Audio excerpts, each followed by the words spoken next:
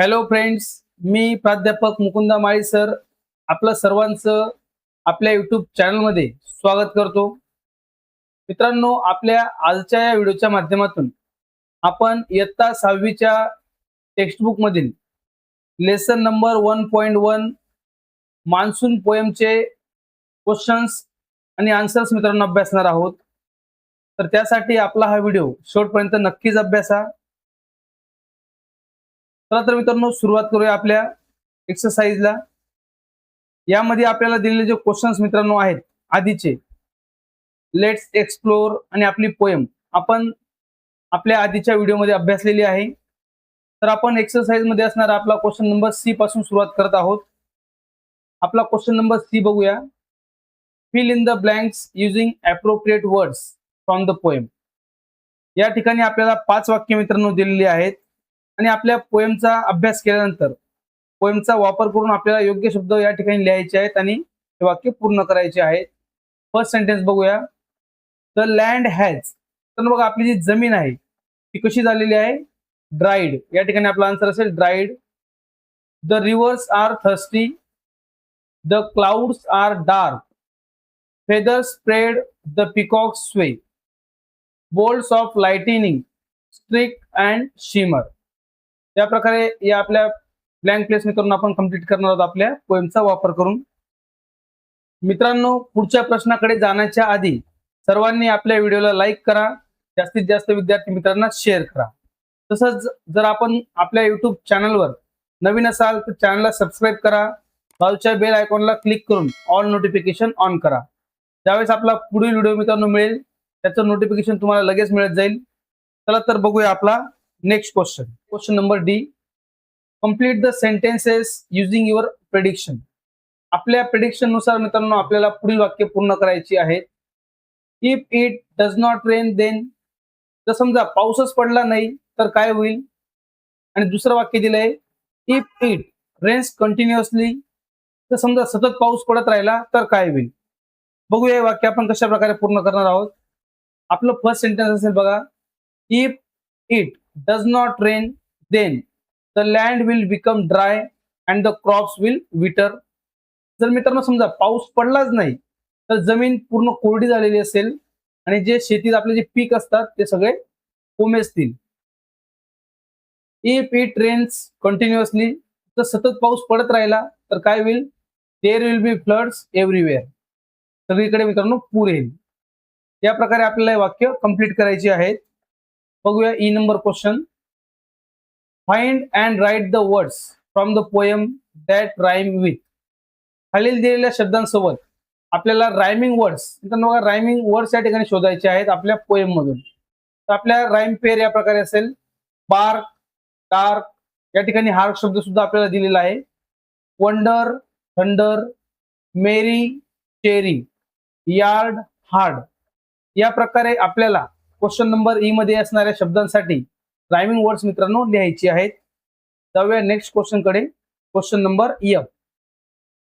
Read the poem and complete the given table. आपली poem वाचल्यानंतर मित्रांनो आपल्याला पुढील टेबल हा पूर्ण करायचा आहे. या ठिकाणी आपल्याला ऑलरेडी वरती शब्द दिलेत बघा. हे 5 शब्द आपल्याला यांच्या सिमिलर वर्ड सोबत फक्त लिहायचे आहेत. थंडर, थंडर साठी आपला सिमिलर वर्ड असेल रोर. होस्ट, होस्ट साठी मित्रांनो आपला सिमिलर वर्ड आहे स्प्रेड. बोल्ट साठी आहे फ्लॅश. ब्राईट अँड चेअरफुल म्हणजे हॅपी. आणि ड्रेंच मीन्स कम्प्लिटली वेट. या प्रकारे हा चार्ट आपण पूर्ण करून घेणार आहोत क्वेश्चन नंबर एफ मध्ये असणारा. त्यानंतर बघूया आपला पुढचा प्रश्न. Question number G. Which season is mention here. कुठला सीझन या ठिकाणी मेन्शन केलेला आहे, उल्लेख केलेला आहे? पुढे दिलेल्या ओळी वाचल्यानंतर आपल्याला मित्रांनो लक्षात घ्यायचं आहे. The land has dried it's so parch. The fields are hungry, rivers thirsty. तर बघा, जमीन कोरडी झालेली आहे, पूर्णपणे सुकलेली आहे आणि जे शेती आहेत त्या हंग्री झालेल्या आहेत आणि रिव्हर्स थर्स्टी झाले आहेत, नदींना तहान लागलेल्या आहेत. म्हणजे या ठिकाणी जो सीझन मित्रांनो उल्लेख केला आहे तो म्हणजे समर सीझन. आपल्या सगळ्यांच्या लक्षात आलं असेल. आपण पोएम शिकताना सुद्धा या गोष्टी लक्षात घेतल्या आहेत. आपल्या फर्स्ट स्टांजामध्ये मित्रांनो हा उल्लेख आलेला आहे. जाऊया नेक्स्ट क्वेश्चन कडे. Question number H, read, think and complete the following. मित्रांनो आपल्याला या ठिकाणी दिलेला चार्ट हा पूर्ण करायचा आहे. विचार करून बघा. कंडिशन बिफोर रेन आणि कंडिशन आफ्टर रेन या प्रकारे दोन कॉलम मध्ये आपल्याला माहिती लिहायची आहे स्काय बद्दल, लँड बद्दल आणि अर्थ बद्दल. बघा स्काय, कंडिशन बिफोर रेन, पाऊस पडण्याच्या आधी मित्रांनो स्काय कशा प्रकारे असतं, dark, cloudy and grey colour मध्ये आपल्याला आकाश पाहायला मिळतं. आणि condition after rain, clear, bright or showing a rainbow. पाऊस पडल्यानंतर आकाश स्वच्छ होतं आणि आकाशामध्ये आपल्याला रेनबो मित्रांनो पाहायला मिळतो. जमीन कशी होते बघा, ड्राय, डस्टी अँड पर्च. पावसाच्या आधी जमीन कोरडी झालेली असते, सुकलेली असते. आणि पावसानंतर कंडिशन आफ्टर रेन, मडी, वेट अँड रिफ्रेश. आपली पृथ्वी मित्रांनो कशी असते पाऊस पडण्याच्या आधी, हॉट अँड थर्स्टी, उष्ण झालेली असते, गरम झालेली असते आणि त्यासोबत ती तहानलेली असते. ज्यावेळेस पाऊस पडतो त्यानंतर कूल, ग्रीन अँड अलाइव्ह या प्रकारे आपला अर्थ मध्ये मित्रांनो बदल होत असतो कंडिशन मध्ये बिफोर रेन आणि आफ्टर रेन. या प्रकारे हा चार्ट आपल्याला या ठिकाणी पूर्ण मित्रांनो करायचा आहे. बघूया नेक्स्ट पॉइंट आपल्याला दिलेला, रीड द फॉलोइंग. खालील गोष्टी वाचा. बघा एक्झाम्पल दिलंय आपल्याला, फ्लाय फ्लाय लिटल बर्ड. लहान पक्षाला मित्रांनो या ठिकाणी उडण्यासाठी सांगितलं आहे. या ठिकाणी आपण बघितलं तर फ्लाय फ्लाय शब्द रिपीट होतोय. यावरून लक्षात घ्या, repetition is a figure of speech in which a word, phrase or a line is repeated. या ठिकाणी आपल्याला रिपिटेशन या फिगर ऑफ स्पीच बद्दल मित्रांनो थोडक्यात माहिती दिली आहे. त्यावेळेस बघा एखाद्या ओळीमध्ये एखादा शब्द रिपीट होत असेल किंवा आपल्या पोएम मध्ये एखादी फ्रेज रिपीट होत असेल किंवा एखादी ओळ जर आपल्याला रिपीट होताना म्हणजे पुन्हा येत असेल तर त्यावेळेस मित्रांनो ते फिगर ऑफ स्पीच आपलं असणार आहे रिपिटेशन. फिगर ऑफ स्पीच म्हणजे मित्रांनो बघा ते अलंकार आहेत, भाषिक अलंकार या ठिकाणी वापरला जातो रिपिटेशन नावाचा. त्याचं एक्झाम्पल आपल्याला दिलेलं आहे. त्यानंतर आपल्याला क्वेश्चन दिला बघा, find other examples of repetition. Repetition figure of स्पीचचे अदर एक्झाम्पल्स शोधा. आता या ठिकाणी आपण आपल्या पोएम मधून काही एक्झाम्पल समजून घेऊया.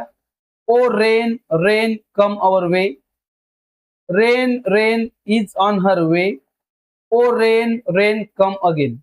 तर आपल्या पोएम मध्ये आपण जर बघितलं या प्रकारे 4-5 वेळा आपल्याला पाहायला मिळतील ज्या ठिकाणी रेन रेन शब्द आपल्याला रिपीट होताना दिसतोय. म्हणजे या ओळींमध्ये रिपिटेशन हे आपलं फिगर ऑफ स्पीच मित्रांनो पोएम मध्ये वापरलेलं आहे. अशा प्रकारे मित्रांनो आपला हा क्वेश्चन असेल. तर मित्रांनो बघा या प्रकारे आपण आपल्या आजच्या व्हिडिओच्या माध्यमातून आपल्या इयत्ता 6वीच्या टेक्स्टबुक मधील आपली फर्स्ट पोएम मान्सून या पोएमचे संपूर्ण एक्सरसाइज मित्रांनो समजून घेतलेले आहे. आय होप तुम्हाला व्हिडिओ नक्कीच आवडला असेल. व्हिडिओला लाईक करा आणि जास्तीत जास्त विद्यार्थी मित्रांपर्यंत शेअर करा. तर मित्रांनो चला भेटूया आपल्या पुढच्या व्हिडिओमध्ये आपल्या पुढील घटकासोबत. Thanks for watching this video friends. Bye.